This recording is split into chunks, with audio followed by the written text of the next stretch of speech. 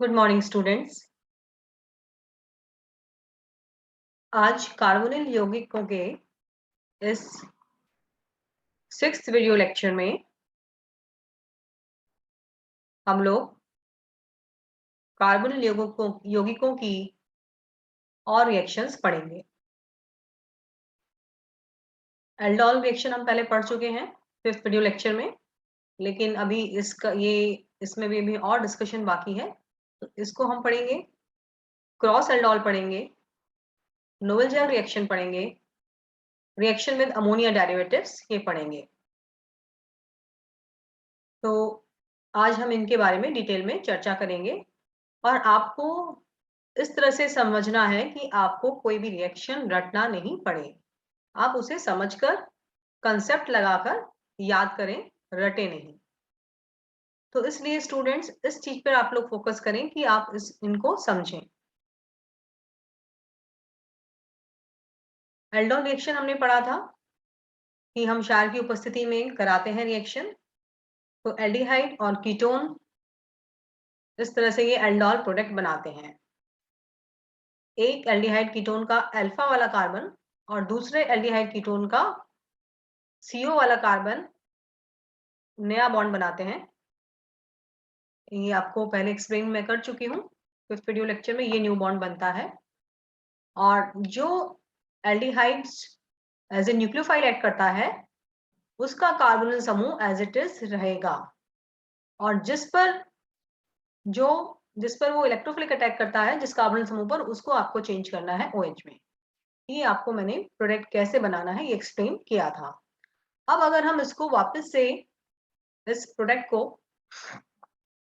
Base की उपस्थिति में हीट करते हैं तो इसमें से ये इस तरह से वाटर निकल जाता है, ये O और ये H और यहाँ बन जाता है पाई बॉन्ड, यानी कि ये क्या कंपाउंड्स बन गए, alpha beta unsaturated carbonyl compounds. तो फाइनल प्रोडक्ट हम ये भी बना सकते हैं and this is aldol product.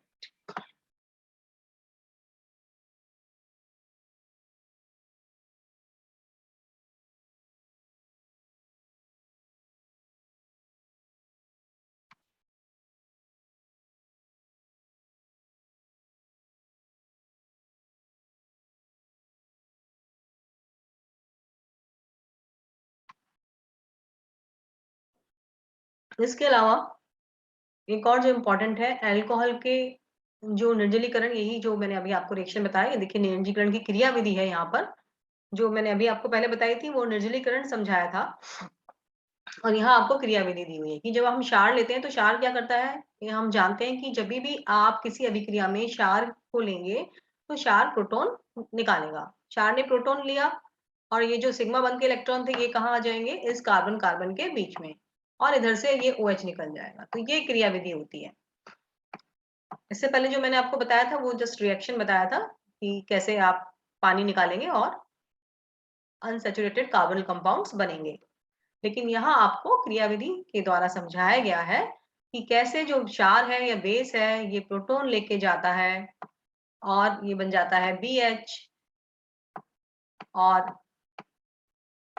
और ये हाइड्रोक्सिल समूह बाहर निकल जाता है।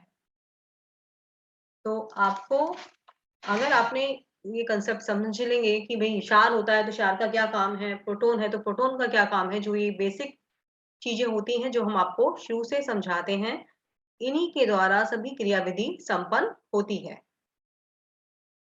अब एक और इम्पॉर्टेंट रिएक्शन है कि जो अगर हम एसीटोन का संघनन बैरियम हाइड्रोक्साइड क्षार की उपस्थिति में करें तो इसके दो अणु जुड़ जाते हैं इस तरह से। तो दो अणु को आपको कैसे जोड़ना है इसी को समझिए। ये जो H है, गामा H, ये इसका निकलेगा और ये बन गया नेगेटिव, और इस H को तो हम जोड़ देंगे यहाँ और इस नेगेटिव को जोड़ देंगे कार्बन पर, एक कार्बन, बस इस तरह से आपको कर देना है। क्योंकि जो क्षार है, क्षार की उपस्थिति में ये निकल जाएगा प्रोटॉन, और ये क्या बन जाएगा, क्रियाविधि तो वही होगी जो कि एल्डोल की होती है। यहाँ बेरियम हाइड्रोक्साइड है क्षार की, तो बेरियम हाइड्रोक्साइड जब आप क्रिया कराएंगे तो ये प्रोटॉन निकलेगा अल्फा, ये कार्बन आयन बनेगा, ये कार्बन आयन फिर इस कीटोन के ऊपर अटैक करेगा और फिर लास्ट में जो BH था, बेस ने जो प्रोटॉन लिया था, वो प्रोटॉन यहाँ पर आ जाएगा। और बिना क्रियाविधि समझे हुए आपको सिर्फ ये करना है कि इस H को यहाँ ऑक्सीजन पर लगाना है और इस कार्बन को इस कार्बन से जोड़ देना है। तो ये हो जाता है डाई एसीटोन अल्कोहल। अगर आपसे पूछा जाता है कि हम HCl की उपस्थिति में संघनन करें एसीटोन का तो क्या प्रोडक्ट बनेगा, तो आपको एसिटल की उपस्थिति, अगर HCl की उपस्थिति में करेंगे तो ऐसे वाटर निकाल देना है और दोनों को जोड़ देना है। बस ये जोड़ दिया हमने। जो यहाँ लगा हुआ है वो एज इट इज लगा दीजिए। सिर्फ जो दो अल्फा हाइड्रोजन है एल्डिहाइड या कीटोन के, वो दो हाइड्रोजन और दूसरा एसीटोन के ऑक्सीजन, इसको करके आपको पानी निकालना है और रिमेनिंग प्रोडक्ट आपका मिल जाएगा। अगर इसी जो हमें मिला है मेसेटिल ऑक्साइड, दो एसीटोन अणुओं के संघनन से, इसकी अभिक्रिया हम अगर पुनः एसीटोन से कराएंगे वही ड्राई एसिड की उपस्थिति में, तो फिर इसके पास जो और अल्फा हाइड्रोजन है, ये इससे पानी निकल जाएगा। यहाँ बचे ना, यहाँ पर ही अल्फा हाइड्रोजन, तो ये निकल जाएगा और फिर इसको जोड़ दीजिए बच्चे हुए को। तो ये इस यौगिक का कॉमन नाम है फोरोन, तो ये फोरोन बन जाता है। तो ये रिएक्शन इंपॉर्टेंट है। और कंसेप्ट्स तो आपको देखिए याद करना ही पड़ता है कि किस तरह से कि हमने अभिकर्मक क्या लिया है। आपको मैंने शुरू में एक्सप्लेन किया था किस तरह से हम रिएक्शंस को याद रखते हैं। तो हमने आई मीन कि क्या रिएजेंट लिया है। अगर हम संघनन बैरियम हाइड्रोक्साइड की उपस्थिति में करा रहे हैं तो डाइएसीटोन अल्कोहल मिलेगा। अगर हम संघनन कॉमन जो आपको बताए गए थे क्षार जो कि हम एल्डोल में लेते हैं, पोटेशियम कार्बोनेट, सोडियम कार्बोनेट, ये सब कोई हम लेते हैं तो एल्डोल प्रोडक्ट बनेगा। और अगर हमने बैरियम हाइड्रोक्साइड लिया तो दो अणु इस तरह से संघनन करके ये बनाएंगे डाइएसीटोन अल्कोहल। चाहे हम बैरियम हाइड्रोक्साइड लें, चाहे हम पोटेशियम कार्बोनेट लें, कोई भी क्षार लेंगे तो इस तरह से ये एल्डोल प्रोडक्ट बनेगा। और यही अभिक्रिया अगर हमने HCl की प्रेजेंस में कराई है तो मेसेटिल ऑक्साइड बनेगा। और अगर हम ये अभिक्रिया सल्फ्यूरिक एसिड की प्रेजेंस में कराते हैं तो 3 अणु संगठित हो जाएंगे एसीटोन के। यहाँ तो पहले 2 होंगे HCl में, तो फिर जो बनेगा उससे फिर तीसरा अभिक्रिया करेगा। किंतु अगर हमने परीक्षा में आपसे पूछा जाता है कि H2SO4 की उपस्थिति में कीटोन एसीटोन का संघनन बताइए या उससे बनने वाला प्रोडक्ट बताइए, तो उस स्थिति में आपको ये करना है, 3 अणु को इस तरह से लिखिए। जो एक अणु हो उसका ऑक्सीजन और जो दूसरा अणु है उसका 2 अल्फा हाइड्रोजन, उनको करके पानी निकाल दीजिए। अब इसका अल्फा हाइड्रोजन तो काम में आ गया, अब क्या बचा इसका ऑक्सीजन, तो इसका ऑक्सीजन लेंगे, फिर दूसरे का हाइड्रोजन लेंगे अल्फा हाइड्रोजन, अब इसका ऑक्सीजन लेंगे और इसका फिर हाइड्रोजन। यानी कि एक एसीटोन का एक ऑक्सीजन और दूसरे एसीटोन का 2 अल्फा हाइड्रोजन मिलकर पानी निकालते जाएंगे। और इस प्रकार से जब आप इसको जोड़ेंगे, आपस में जोड़ दीजिए, जहां डबल बॉन्ड है वहां डबल बॉन्ड से जुड़ेगा कार्बन, ये दोनों कार्बन डबल बॉन्ड से जुड़ेंगे, ये दोनों कार्बन डबल बॉन्ड से जुड़ेंगे। तो इस तरह से आपको ये बेंजीन रिंग मिल जाएगी जिस पर 3 मिथाइल समूह लगे होंगे और इसे हम कहते हैं मैसेटलिन। तो ये इंपॉर्टेंट है। एसीटोन का संघनन एक अणु का, जब हम बैरियम हाइड्रोक्साइड या कोई भी क्षार ले रहे हैं तो ये प्रोडक्ट बन रहा है aldol. This is aldol product, this is aldol reaction simple. और अगर हमने 2 अणु लिए हैं ड्राई एसिड की प्रेजेंस में तो मेसेटिल ऑक्साइड, अगर 3 लिए हैं तो फोरोन, और अगर सल्फ्यूरिक एसिड की प्रेजेंस में संघनन कराएंगे तो मेसेटिन। ये भी बहुत इंपॉर्टेंट रिएक्शन है जो कि एग्जाम में आती है। हालांकि कंडीशन ये रहती है एल्डोल की, एल्डोल संघनन की, कि कार्बोनिल यौगिक के 2 अणु जिनमें कि अल्फा कार्बन पर एक या एक से अधिक हाइड्रोजन हो। जो हम 2 कार्बोनिल यौगिक ले रहे हैं उनमें किसी न किसी के पास अल्फा हाइड्रोजन होना चाहिए, किंतु ये एक्सेप्शन है। हालांकि यहाँ पर हाइड्रोजन परमाणु नहीं है, फिर भी ये हम इसे कहते हैं कि एल्डोल संघनन दिखाता है। क्योंकि जब हम बैरियम हाइड्रोक्साइड का डाइल्यूट सॉल्यूशन लेते हैं तो ये इस तरह से इसका संघनन हो जाता है। वही ये H जो है यहाँ आ जाएगा, ये OH बन जाएगा, जैसे कि एल्डोल में होता है, एक CO OH में बदल जाता है और एक CO एज इट इज रहता है। यही है एल्डोल संघनन, कि एक कार्बोनिल का ऑक्सीजन जो है OH में बदलता है और दूसरे कार्बोनिल का CO एज इट इज रहता है। तो ये बन गया एल्डोल प्रोडक्ट। अब इसकी अभिक्रिया हम फर्दर फिर हम ज्यादा मात्रा में फॉर्मल्डिहाइड ले लेंगे और डाइल्यूट बेरियम हाइड्रोक्साइड में कैसे रहना पड़ता है, डाइल्यूट। तो इस तरह से 4 और जुड़ जाएंगे, 4 कार्बन, 4 फॉर्मल्डिहाइड और जुड़ जाएंगे और इसका नाम होता है फार्मोस। तो ये क्योंकि एक्सेप्शन है जिसमें अल्फा हाइड्रोजन नहीं है किंतु फिर भी एल्डोल प्रोडक्ट शो कर रहा है, तो ये एग्जाम पॉइंट ऑफ व्यू से इंपॉर्टेंट हो जाता है। नेक्स्ट है cross aldol reaction. Cross aldol का मतलब है कि हमने जब कहा कि एल्डोल कंडेंसेशन जो होगा वो 2 कार्बोनिल कंपाउंड्स के बीच में होगा। अब अगर वो 2 कार्बोनिल कंपाउंड सेम होते हैं तो वो कहलाती है एल्डोल रिएक्शन। लेकिन अगर हम वो 2 कार्बोनिल कंपाउंड एक सपोज आपने एक कोई एल्डिहाइड लिया और दूसरा कार्बोनिल कंपाउंड दूसरा एल्डिहाइड ले लिया, या दूसरा कार्बोनिल कंपाउंड कोई दूसरा कीटोन ले लिया, यानी कि मिक्सचर, जैसे हमने एसिटाल्डिहाइड ले लिया CH3CHO और हमने प्रोपेनॉल ले लिया, तो ये 2 अलग अलग एल्डिहाइड हो गए और इनकी जब रिएक्शन हम सोडियम हाइड्रोक्साइड की प्रेजेंस में या पोटेशियम कार्बोनेट की प्रेजेंस में कराएंगे तो हमें जो एल्डोल प्रोडक्ट मिलेगा वो 4 मिलेंगे, 4 डिफरेंट प्रोडक्ट्स।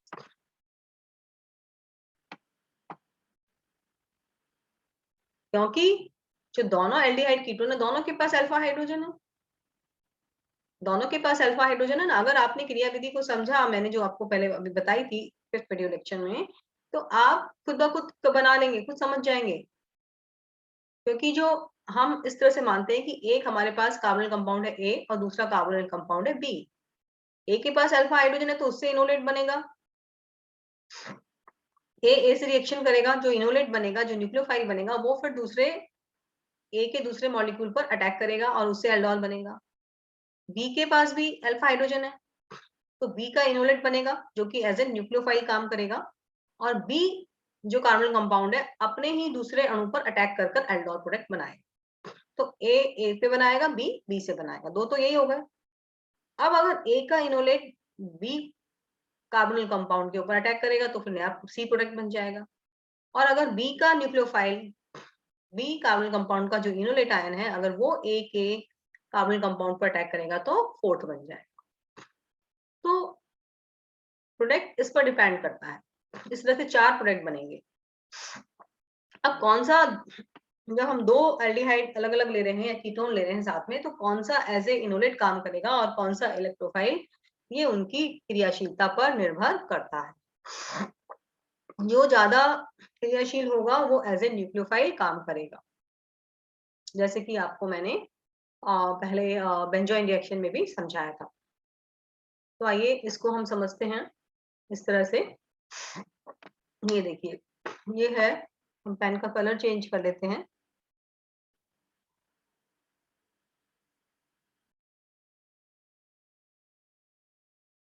ये है A और ये है B। ये इसके अल्फा हाइड्रोजन है और ये इसके अल्फा हाइड्रोजन। अब अगर आप देखें A के अंदर हम बात करें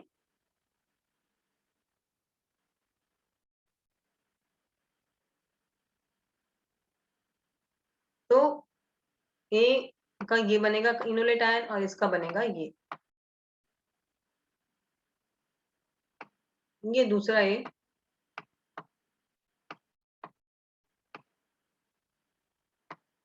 अब ये जो इनोलेट आयन है जब A से बना, क्योंकि जैसे ही आप क्षार डालते हैं तो ये प्रोटॉन निकल जाता है NH की उपस्थिति में और ये इनोलेट आयन बन गया।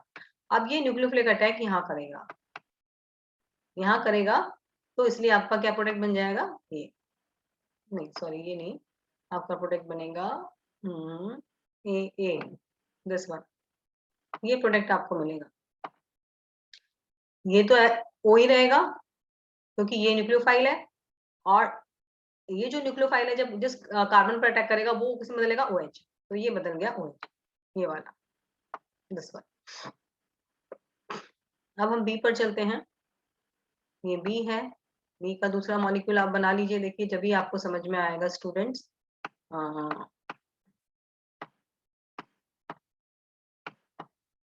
ये बी है, ये लगा है CH2CH3। तो इसको हम ऐसे भी लिख लेते हैं, R करके भी लिख लीजिए आप, जिससे आपको इजी रहेगा। R करके समझेंगे तो आपको जल्दी समझ में आ जाएगा, इसलिए मैं इसको R लिख रही हूँ। और ये हो गया एक से एक H, एल्डिहाइड। अब ये जब आपका बना, ये हम इसको इरेज कर देते हैं, ये तो आपको दिखेगा नहीं।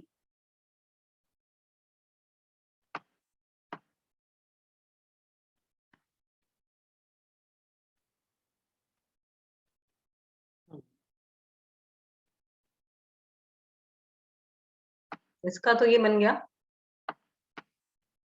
और अब ये जो बी जो है, अब ये अटैक करेगा इस पर, ये देखिए यहाँ करेगा, तो ये आपका बन गया ये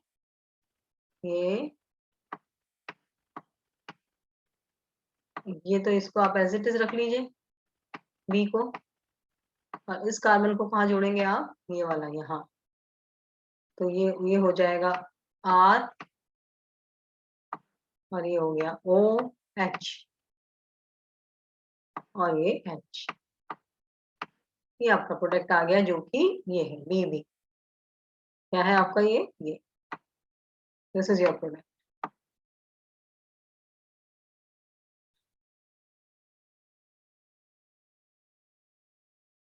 ये R क्या है, CH2CH3, ये CH2CH3। तो उसको हम ऐसे भी लिख सकते हैं, इसको हटा के आप CH2CH3 भी लिख सकते हैं। तो इस तरह से ये आपका प्रोडक्ट आपको मिलता है। तो ये तो हुआ ए का ए के साथ कंडेंसेशन, ये बी का बी के साथ कंडेंसेशन। अब ये जो इनोलेट आयन ए बना, ये इसके ऊपर भी, बी के ऊपर भी अटैक कर सकता है।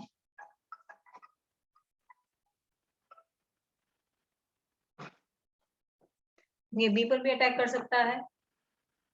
जब ए बी पर अटैक करेगा तो आपको ये प्रोडक्ट मिलेगा, सॉरी ये मिलेगा,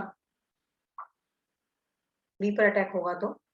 और अगर बी ए पर अटैक करेगा तो आपको ये प्रोडक्ट मिलेगा। तो इस तरह से 4 प्रोडक्ट्स आपको मिलते हैं।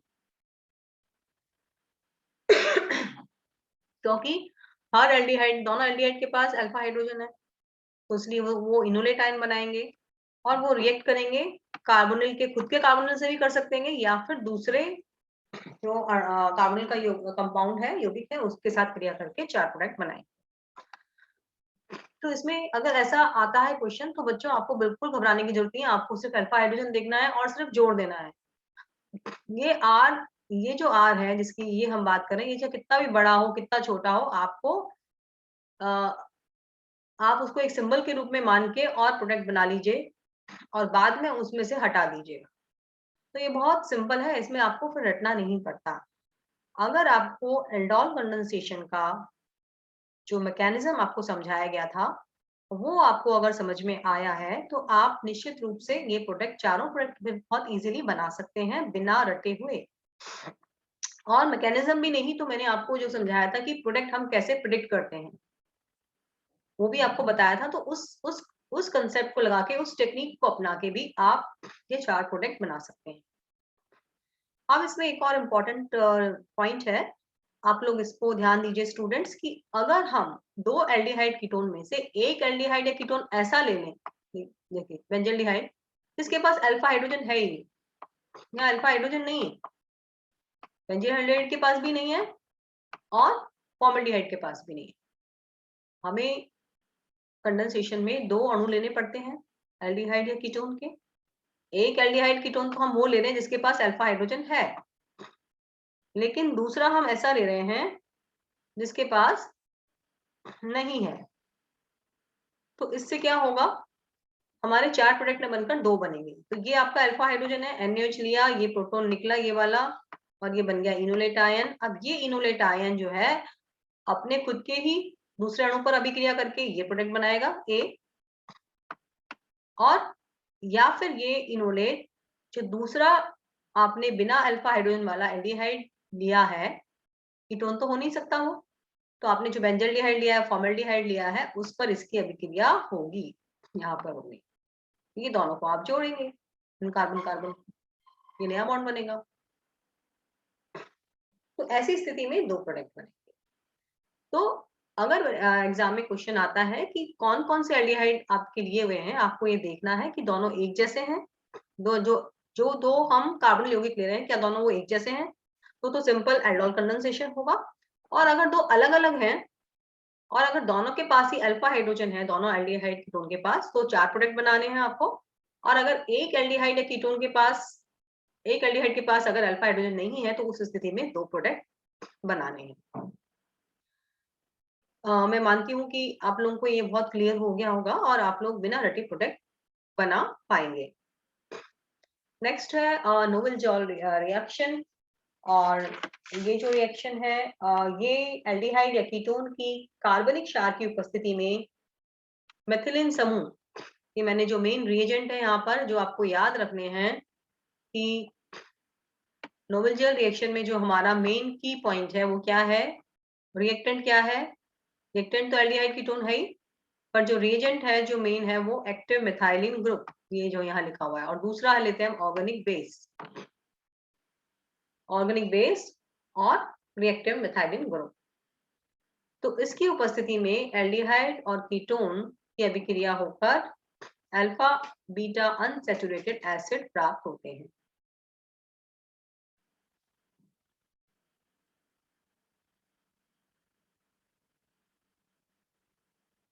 ये इसका मेन आपको जो याद रखने वाली बात है वो ये रखनी होगी कि आपने भी बेंजोइन भी पढ़ा है, पिपरकिन भी पढ़ा है, एल्डोल भी पढ़ा है, तो उसमें क्या है, इसमें क्या है, वहां एल्डोल के अंदर आपको alpha beta unsaturated aldehyde ketone मिलता है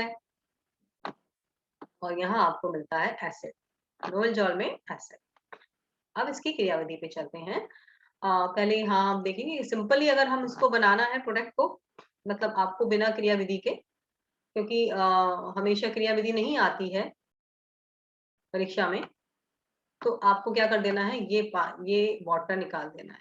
ऐसे निकाला water, RCH double bond C, ये देखिए RCH तो ये रहा आपका, और क्योंकि ऑक्सीजन निकाला है तो यहाँ 2 बॉन्ड थे तो डबल बॉन्ड ही आएंगे, और ये आ गया C और COH2 एस्टर ग्रुप। हाँ, इससे पहले मैं आपको एक चीज बताऊंगी कि ये जो एक्टिव मिथाइलिन ग्रुप होता है, हम वापस बैक चलते हैं, ये जो एक्टिव मिथाइलिन ग्रुप होता है तो इसमें 2 यहाँ पर CO ग्रुप लगा होने की वजह से, एक ये और एक ये जो CH2 है, यहाँ पर जो 2 हाइड्रोजन लगे हुए हैं, ये कैसे हो जाते हैं, अम्लीय, क्योंकि ये विद्युत ऋणी ग्रुप है, तो ये इलेक्ट्रॉन बंध के अपनी तरफ खींचते हैं, इनके बंध के इलेक्ट्रॉन खींचने की वजह से ये बॉन्ड वीक हो जाता है, यानी कि ये प्रोटॉन इजीली निकल जाता है। ये प्रोटॉन कैसे हो गए, अम्लीय, एसिडिक प्रोटॉन, इसलिए तुरंत क्षार जैसे ही हम लेंगे तो क्षार के साथ ये बाहर निकल जाएगा, ये एसिडिक हाइड्रोजन कहलाते हैं।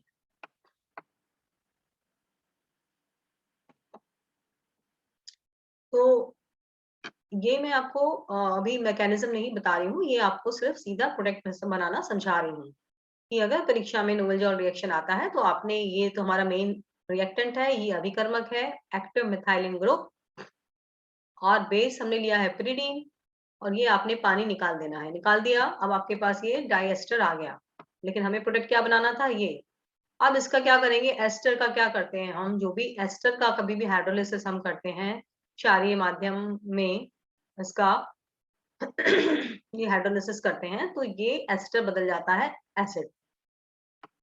ये एक बहुत कॉमन रिएक्शन है एस्टर्स का, कि इनका जब हाइड्रोलिसिस किया जाता है तो एसिड्स प्राप्त होते हैं। अब एक ही जब कार्बन पर 2 कार्बोक्सिलिक समूह होते हैं, यानी कि ये डाई कार्बोक्सिलिक एसिड बन गया, तो उसको अगर हम हीट करें 150 से 200 डिग्री टेम्परेचर के बीच में, तो एक कार्बन डाइऑक्साइड का मॉलिक्यूल बाहर निकल जाता है, और एक ही रह जाता है फिर, और ये बन गया हमारा main product alpha beta unsaturated acid. तो ये है प्रोडक्ट निकालने का तरीका। और यहाँ आप देखिए तुरंत से आप इसको लिखिए इस तरह से कि H2 को इधर की तरफ लिखिए, इसमें तो H2 अंदर लिखा है ना। आप ऐसे लिखिए, ऐसे आपने जो एक्टिव मिथाइलिन जो हमारा मेन अभिकर्मक है इसको ऐसे लिखा, ये पानी निकाला और ये आपने यहाँ पे डबल बॉन्ड लगा दिया दोनों के बीच में, क्या आ गया। अब आपने KOH के साथ इसका हाइड्रोलिसिस किया तो ये बन गया एसिड। यहाँ आप इसको COH बस बाकी सब वही रखिए, इसको आपने कर दिया एसिड, हो गया। इसको हीट किया, टेम्परेचर आप नहीं लिखते तो भी चलता है, तो ये बन गया COOH, और एक H और रहेगा जो कि किसके साथ लग जाएगा, SCH के साथ, और ये निकल गई कार्बन डाइऑक्साइड। बस आप तो इतना ही याद कर लेंगे, समझ के आपका काम हो जाएगा।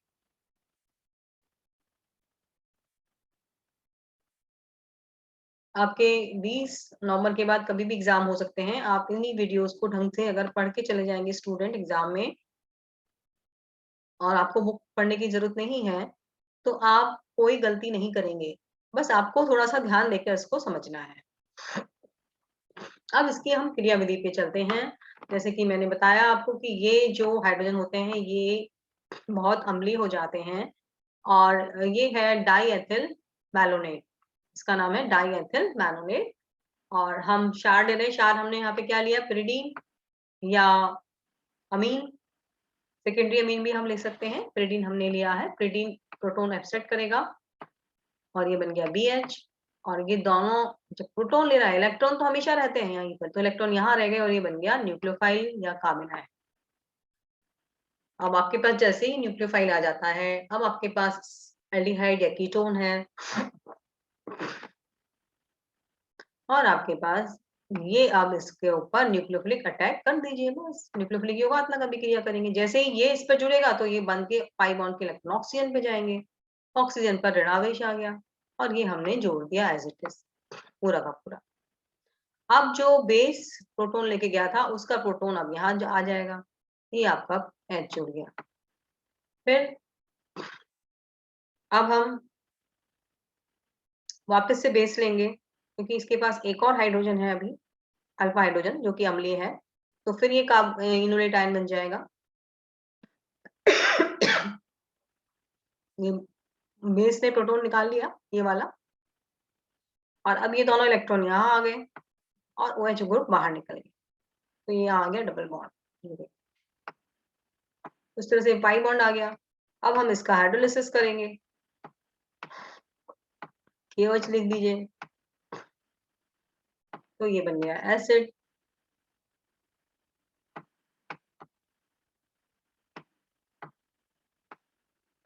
और अब इसमें से कार्बन हीट कर दीजिए, हीट के लिए आप ट्रायंगल बनाइए और ये आपका फिर प्रोडक्ट आ जाएगा CORCH,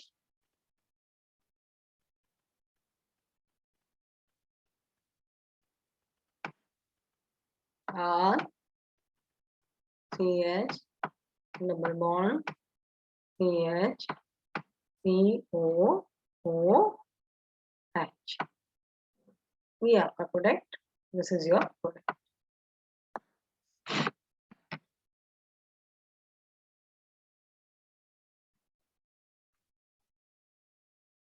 अब एक और इम्पोर्टेंट चीज आप याद रखिएगा कि जो एथिल मैलोनेट है वो सिर्फ एल्डिहाइड के साथ रिएक्शन करता है। जो अभी हमने पढ़ा था ये था एथिल मैलोनेट, तो ये सिर्फ एल्डिहाइड के साथ रिएक्शन करता है। और ये है, उसमें दोनों एक जैसे समूह होते हैं दोनों तरफ, और इसमें एक तरफ CH3C होता है, एसिटाइल ग्रुप होता है, और एक तरफ एस्टर होता है। इसको हम कहते हैं एथिल एसिटो एसिटेट, एथिल एसिटो एसिटेट। ये एल्डिहाइड कीटोन दोनों के साथ रिएक्शन करता है। ये देखिए, ये तो एल्डिहाइड है और यहाँ हमने लिया है कीटोन। अब देखिए मैंने आपको जो समझाया था, आपको प्रोडक्ट बनाना था, आपको ये पानी निकाल देना है O और ये H2, और ये आपने जोड़ दिया, ये यहाँ पर Cl, ये देखिए ये CH डबल बॉन्ड, और ये हमारा एज इट इज सॉरी ये वाला H2 नहीं निकलेगा। एक मिनट बच्चों,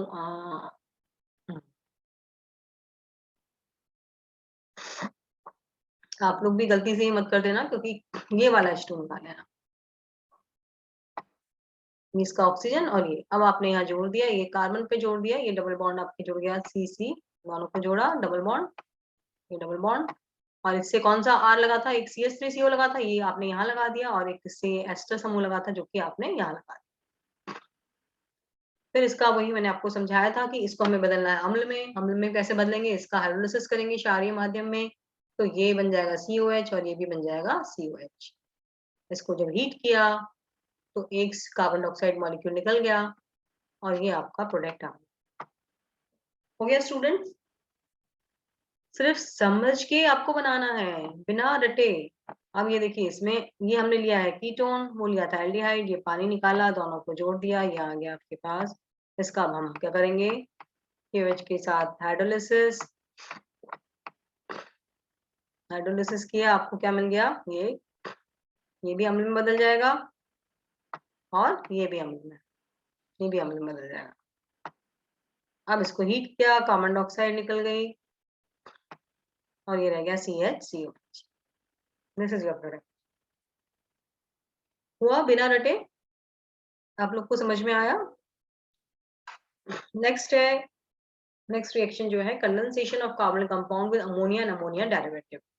जो कार्बन यौगिक हैं, जो कार्बन यौगिक हैं, उनकी अभिक्रिया हम कराते हैं अमोनिया के डेरिवेटिव। अमोनिया क्या होता है, NH3, ये होता है अमोनिया।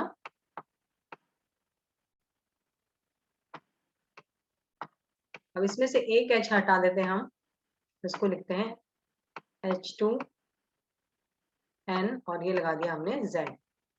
अब Z हमारा अगर OH लेते हैं हम, तो ये क्या बन जाएगा, NH2 तो है ही, और ये बन गया NH2OH। इसको हम कहते हैं, इसका नाम है हाइड्रोक्सिल अमीन।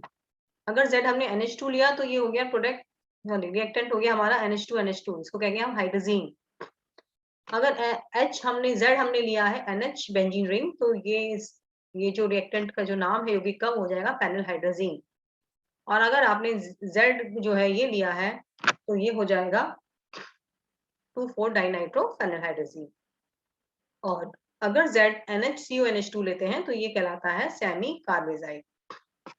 तो आइए बहुत सिंपल वे में रिएक्शंस हम लोग करेंगे।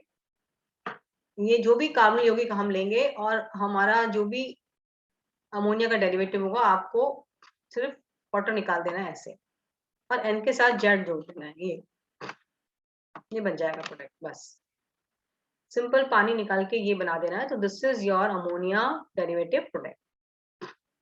क्रियाविधि की बात करें तो हम इस तरह से होती है, पहले प्रोटोनेशन होता है और ऑक्सीजन पर प्रोटोनेशन हो गया, कार्बन पर धन आवेश आ गया और कार्बोनियम आयन बन जाता है। और अब इसके ऊपर जो अमोनिया डेरिवेटिव हमने लिया, उसका नाइट्रोजन, लेकिन नाइट्रोजन के पास क्या है, इलेक्ट्रॉन, तो ये ऐसे न्यूक्लियोफाइल काम करता है और ये यहाँ जुड़ गया NH2Z। अब इसमें से ये प्रोटॉन बाहर निकल जाता है और ये बन गया NHZ, एक हाइड्रोजन निकल गया, और उसके बाद ये हाइड्रोजन भी निकल जाता है और फिर ये बन जाता है C डबल बॉन्ड NZ। तो इसकी क्रिया विधि एग्जाम पॉइंट ऑफ व्यू से इंपॉर्टेंट नहीं है, आपको तो सिर्फ जो याद रखने वाली बात है वो ये, बस दैट्स ऑल। अब आइए हम देखते हैं कि हमने लिया H, तो आपका ये हम क्या निकालेंगे प्रोडक्ट बार, इसका तो आपको निकालना है CO,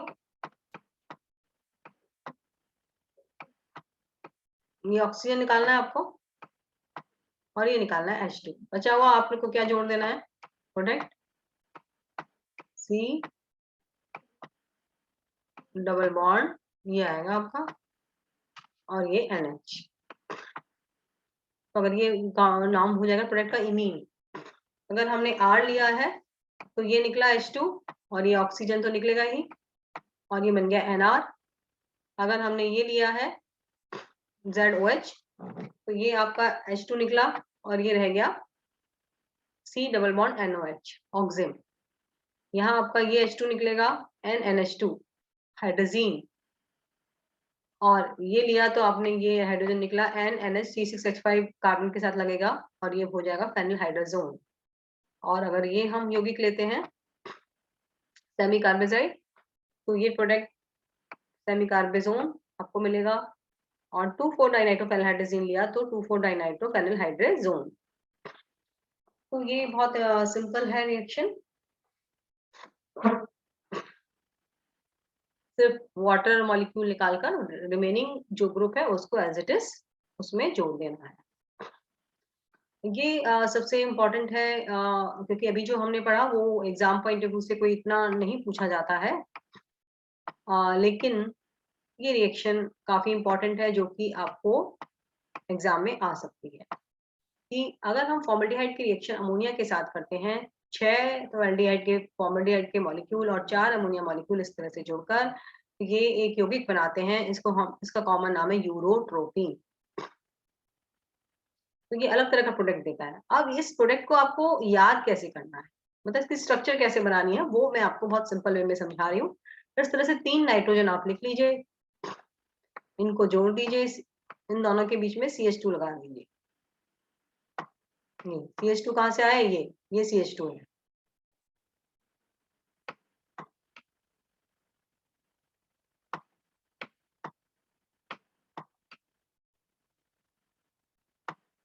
जोड़ दिया।